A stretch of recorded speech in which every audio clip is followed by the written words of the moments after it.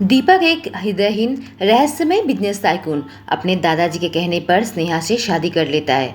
कपड़े की इंडस्ट्री की रानी स्नेहा, जो कि खुद ही हृदयहीन है, अपने मां के आखिरी निशाने को हासिल करने के लिए अपने पिता के दबाव में आकर उसे शादी के लिए राजी हो जाती है। दीपक उसे शादी करके अपने ब्लू ओशन विला में ले आता है, पर विला के अंदर आने से पहले स्नेहा साफ साफ बता देती है कि दोनों अलग कमरे में रहेंगे और यह शादी नाम के वास्ते होगी, तब तक जब तक दोनों में से किसी को किसी से सच्चा प्यार न हो जाए। कहानी स्नेहा की जुबानी। 50 साल का बूढ़ा आदमी विला के अंदर एक नौकर लेकर आया जो हमारे सारे सामान अंदर ले गया। छोटी मालकिन, मैं छोटे मालिक का बटलर हूँ, अंकल रॉबर्ट। उसके मुंह से छोटी मालकिन सुनकर बड़ा अजीब लगा। मैंने कहा, मुझे स्नेहा कहे। उसने कहा, ऐसे कैसे नहीं कह सकता, क्योंकि आप छोटे मालिक की पत्नी हैं। आप ओबरॉय परिवार की सदस्य बन चुकी हैं। और बड़े मालिक ने कहा है आपका खास ध्यान रखने को। छोटे साहब के अंदर इतना धैर्य नहीं है। अगर वह आप पर धौंस जमाए तो फिर मुझे कहिएगा। मैंने कहा, मैं उसे अपने ऊपर धौंस जमाने नहीं दूंगी। मन ही मन सोची, मैं कोई छोटी बच्ची नहीं हूँ, मैं एक डेविल हूँ। अंकल मेरी बात सुनकर अबाक रह गए और फिर मुस्कुराया। कहा, चलिए आपको आपका कमरा दिखा देता हूँ। शायद दीपक ने पहले ही कह दिया था कि हम अलग अलग कमरे में रहेंगे। दीपक पहले ही अपने काम में चला गया था। उन्होंने कहा, काश दीपक सर आपके साथ रहते। मैंने कहा, इसकी जरूरत नहीं है। दिन भर मेरे पास करने को कुछ नहीं था। शाम को मैं अपनी सहेली सोनिया से मिलने चली गई। करीब 5 बजे वह वहाँ पहुँची थी और फिर मुझे कॉल किया, पर मैं अपना कार कंपनी में ही छोड़ आई थी और वहाँ से टैक्सी मिलना भी मुश्किल है, इसलिए अंकल रॉबर्ट से एक कार के बारे में पूछा। जब मैं घर के गैराज में आई, बिल्कुल चौंक उठी। यहाँ ढेर सारे स्पोर्ट्स कार थे। इसके प्राइस कम से कम $100 मिलियन के आसपास होंगे। कुछ सेडान और एसयूवी भी थे, जो कि लग्जरी से भी लग्जरी कार थे। मैंने बहुत मुश्किल से पूछा, क्या कोई ऐसी कार नहीं है जिससे लोगों के नज़र में ना हो? अंकल रॉबर्ट ने मर्सिडीज की तरफ इशारा करते हुए कहा, यह एकमात्र कार है जो ज्यादा नोटिस में नहीं आएगी। मेरे पास और कोई चॉइस नहीं थी।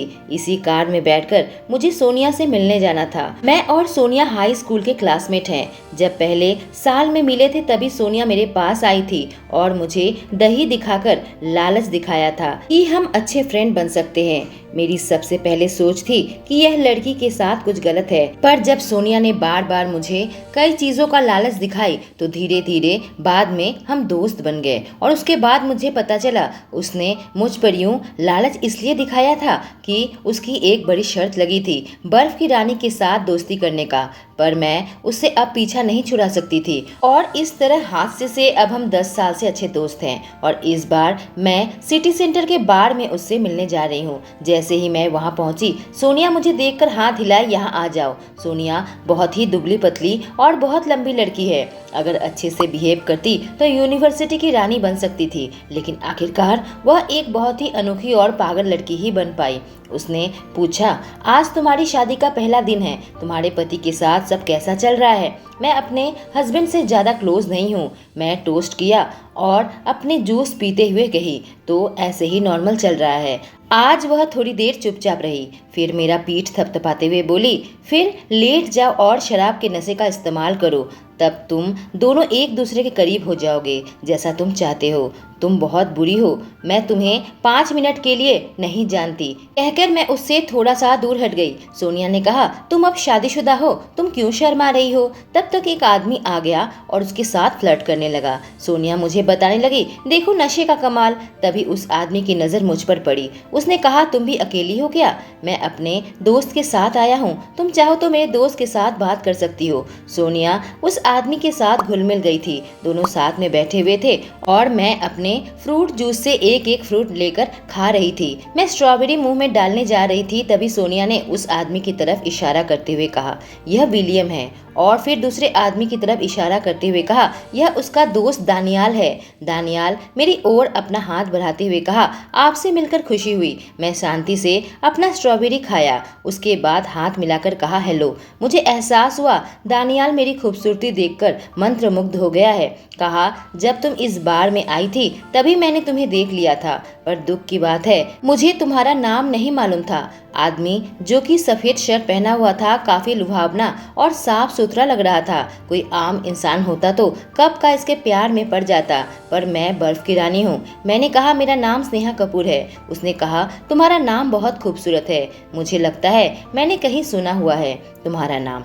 उसकी आवाज में सच्चाई थी। ऐसा नहीं लग रहा था कि मुझे इम्प्रेस करने के लिए कह रहा है, इसलिए मैंने काफी विश्वास के साथ कहा, थैंक यू। कहानी दीपक की जुबानी। मैं अपने दोस्त विनोद के साथ बार में आया। मैंने सोचा नहीं था कि जाना पहचाना चेहरा यहाँ नजर आएगा, लेकिन तभी मेरे और विनोद दोनों के पैर एक साथ रुक गए। ऐसा नहीं कि कोई प्लान किया था। मेरी नजर स्नेहा पर पड़ी, जो कि एक अनजान आदमी के बेहद करीब बैठी थी। मेरी आंखें अचानक खतरनाक हो गई। मेरी आंखों में बस घृणा रह गई थी। मेरा असिस्टेंट अजय, जो कि पीछे से आ रहा था, अचानक से हमें रुका हुआ देखकर उलझन के साथ पूछा, क्या हम प्राइवेट रूम में बैठने वाले हैं या यहीं बूथ पर? बूथ पर कहता हुआ मैं एक निर्दिष्ट दिशा पर चलने लगा। इतने साल सब देखने के कारण मैं इतना कह सकता था, जो आदमी स्नेहा के साथ बात कर रहा था वह 100% स्नेहा में इंटरेस्टेड था, और दूसरा लड़का जो उसकी सहेली के साथ है उसके साथ रिश्ता बनाने में इंटरेस्टेड है।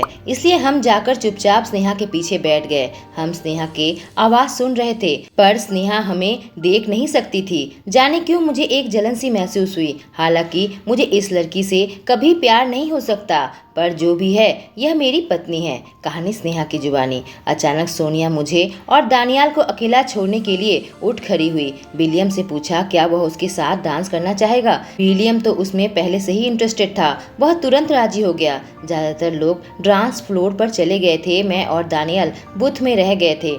अब दानियाल मेरे करीब आना चाहता था। शायद मुझ जैसा कभी किसी से ना मिला हो। हालांकि मैं बिल्कुल शांत भाव से बैठी हुई थी। मैंने ही उससे बातें आगे बढ़ाई। मिस्टर दानियाल, आप क्या काम करते हैं? दानियाल ने खुशी खुशी उत्तर दिया, फाइनेंस। और तुम क्या करती हो? तुम्हें देखकर लगता है काफी सिंपल और मजेदार काम करती होगी। मैं एक इंडस्ट्रियलिस्ट हूँ और मेरे खुद के ही कपड़ों की कंपनी है। मैं फ्रूट जूस पीते हुए पूछा, तो आपको कौन सी मूवी पसंद है? उसने कहा, मुझे एनिम मूवी पसंद है। और तुम्हें? पूछता हुआ वो मेरे और करीब आ गया। मैंने कहा, मुझे थ्रिलर मूवी पसंद है जहाँ सीरियल किलर हो। क्या आपने द साइलेंट होस्ट देखा है? यह मूवी सबसे अधिक पसंद करती हूँ। मैंने अपना जूस पीते पीते कहा। उसने कहा, द साइलेंट होस्ट मैंने नहीं देखा है, उसमें क्या है? मैंने कहा, यह सीरियल किलर के बारे में है। सीरियल किलर अलग अलग बार में जाती है और ऐसे ही अनजान लोगों से दोस्ती करती है, फिर अपने घर पर न्योता देती है और उसके बाद बुरे तरीके से उनका कत्ल करके उनके शरीर के छोटे छोटे टुकड़े करके पकाकर खाती है। मैंने एक काफी खतरनाक मुस्कान के साथ यह उसे कहा। दानियाल बिल्कुल जम गया। वहीं मैं और एक्साइटेड हो गई। कहा, अभी अभी जो सेंचुरी गार्डन में मर्डर हुआ है उसके बारे में पता है तुम्हें? उसमें भी मूवी जैसा ही है। बॉडी के छोटे छोटे टुकड़ों में काटा गया है। दानियाल लगभग सोफे से गिरने वाला था। शायद यही सोच रहा था कि मेरी सोच कितनी खतरनाक है। अगर मैंने उसे मार डाला तो? उसने कहा, एक्सक्यूज मी, मुझे वॉशरूम यूज करना है। शायद वह खुद को शांत करना चाहता था।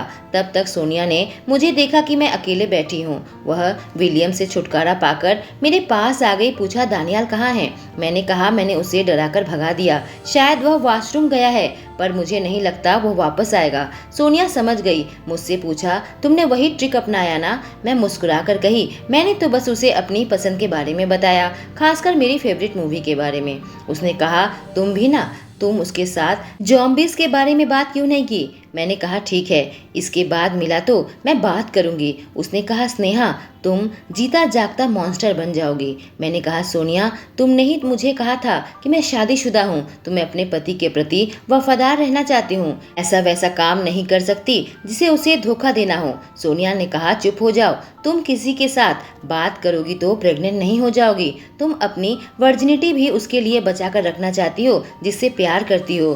तुम तो दीपक से पहले ही शादी कर चुकी हो। मैं अपने कॉलेज में हमेशा यह अफवाह फैलाकर रखती थी कि मेरा बॉयफ्रेंड है, लेकिन जब मुझे सब पूछते कि वह कौन है, नाम बताओ, तो मुझे कोई लड़का नहीं मिलता था। स्नेहा, एक आदमी की आवाज पीछे से आई। मैं आवाज पहचानने की कोशिश करने लगी। बहुत जानी पहचानी आवाज है। अचानक याद आया, इस आवाज के मालिक कौन है? दीपक। मेरा ग्लास मेरे हाथ से नीचे गिर गया और हजारों टुकड़ों में टूटकर चकनाचूर हो गया। मैंने सोचा, इसने क्या सुन लिया? सोनिया भी चौंक उठी। मुझसे पूछा, यह तुम्हारे पति है ना? मैं इस मूड में नहीं थी कि उसे अपना पति कहूँ, बल्कि वह सारी बातें अपने मुंह से वापस लेना चाहती थी।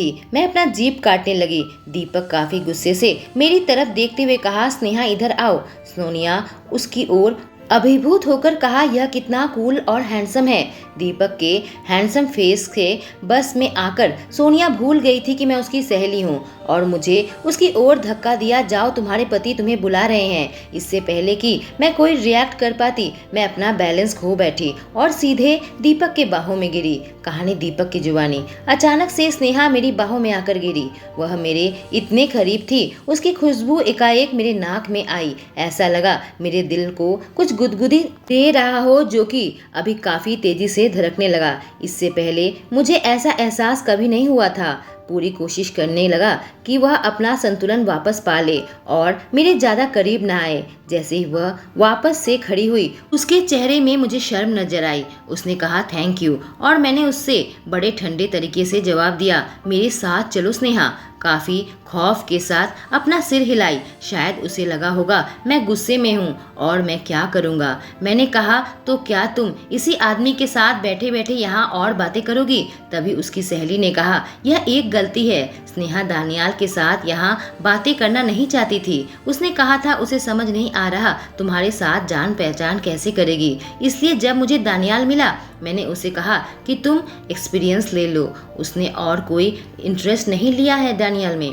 बस करो। मेरे दोस्त ने सोनिया से कहा, तुम बिल्कुल बेवकूफ़ हो। तुम मेरे दोस्त से ऐसी शर्मनाक बात कैसे कर सकती हो? सोनिया ने कहा, क्या मैं तो सच कह रही हूँ। और स्नेहा ने यह भी कहा कि वह तुम्हारे साथ कुछ गलत नहीं करेगी। क्या तुमने नहीं सुना? तभी दानियाल बाथरूम से आ गया। वह बड़ा खुशी खुशी आया था। 1 मिनट तो वह शॉक्ड रह गया और पूछा, स्नेहा क्या हुआ? वह मेरी तरफ देखकर आंखें बड़ी बड़ी कर ली। इतनी जल्दी मेरी पत्नी का पहला नाम कैसे ले सकता है? मैं स्नेहा का हाथ पकड़ के अपनी पास खींच लिया। अपने हाथ मोड़कर उसके कमर को थाम लिया, जैसे कि मैं उसे बताना चाहता हूँ यह मेरी है। मैंने ठंडे तरीके से उससे पूछा, क्या आप मेरी पत्नी को जानते हैं? जिस तरह से मेरी आवाज गूंजी, शायद वह मुझे पहचान गया। कहा, सॉरी मिस्टर दीपक ओबरॉय, आपकी पत्नी को देखकर मुझे गलतफहमी हो गई थी। मैं उसे कोई और समझ लिया था। मैं अभी यहाँ से जाता हूँ और आप दोनों को अकेला छोड़ रहा हूँ। दानियाल सरप्राइज होने की जगह पर पैनिक करने लगा था।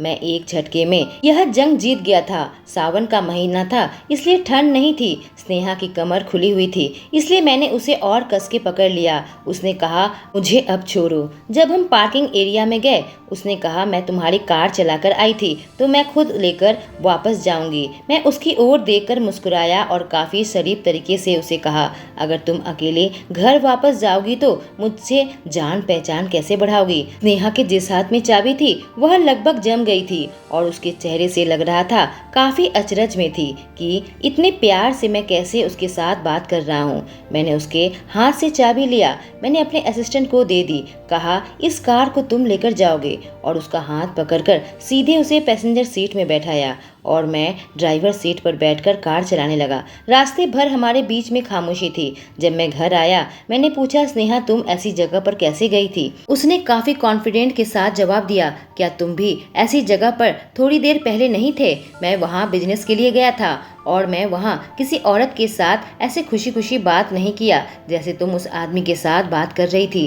क्या तुम्हें थोड़ा भी परिवार के नाम की चिंता नहीं है? यह कहकर मैं उसे तुरंत चुप करवाना चाहता था। उसे एहसास हुआ कि मैं इस बात को लेकर नाराज हूँ, इसलिए वो अपना सर झुकाकर नीचे देखते हुए कहा, मैं उससे खुशी खुशी बात नहीं कर रही थी। अगर तुम जानना चाहते हो कि मैं कितना थ्रिलर मूवी पसंद करती हूँ, मैं तुम्हें उसके बारे में बता सकती हूँ। और सबसे बड़ी बात है, तुम्हारी बाहर ढेर सारी गर्लफ्रेंड है। क्या मैं इस बारे में तुम्हें टोका? मैंने अपनी आंख छोटी कर ली। कहा, क्या गर्लफ्रेंड?